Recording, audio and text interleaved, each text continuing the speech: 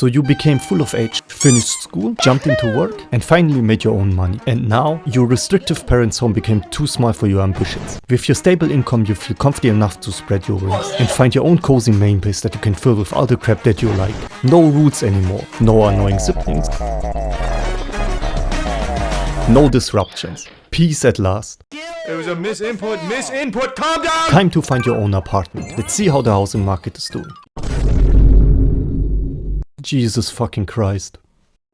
So your options become pretty clear. Either living in that neighborhood or selling your liver to pay 1 month of rent. But hey, this one doesn't look so bad. There are probably not that many competitors. Jesus fucking Christ.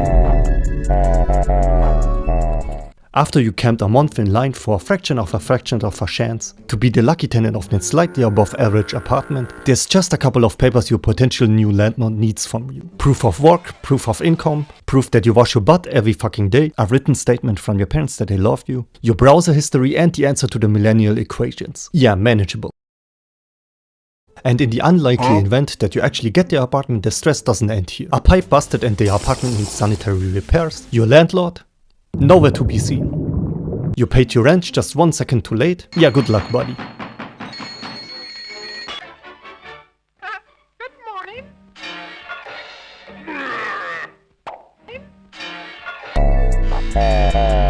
By the way, your rent has gone up. What? Somebody has to pay the mortgage. Did you think this guy is gonna do it? So after you've taken your third job to gift a complete house to your landlord, one question comes into your mind. Am I be able to ever own a house like my landlord?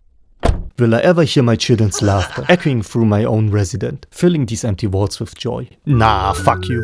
This old fuck was able to buy a whole town in exchange for a broken shoelace and the unfulfilled promise to paint a wooden fence. And today? Well, the median house prices just decided to quantum warp into oblivion. So you better plunder your piggy bank. And how did Mr. Krabs pay for his house? Hard work. Nah, he just did communism. When this guy was young, he voted for livable wages and cheap housing, paid for by a 90% tax on the super wealthy. You also want fair wages and subsidized housing, paid by a Richie McRich?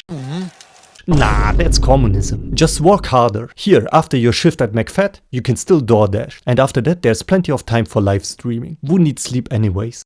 If all of that wasn't bad enough, this old relic constantly finds new ways to annoy you by categorically worsening the housing market via deliberately voting for Garbo. You see, Graf Dracula over there is voting for parties that protect his investment, versus your interests in voting for parties that grant you access to said investments. But thanks to our nations basically being zombieland, there are more of them than there are of your kind, which ultimately leads to disfavorable political outcomes for your ass. Like zoning laws, which only purpose is to pair Scrooge McDuck with other wacky wealthy characters, which obviously increases the average rent price. Before I forget that, there's also private equity who basically owns half of the world, raising rent prices based on their daily mood.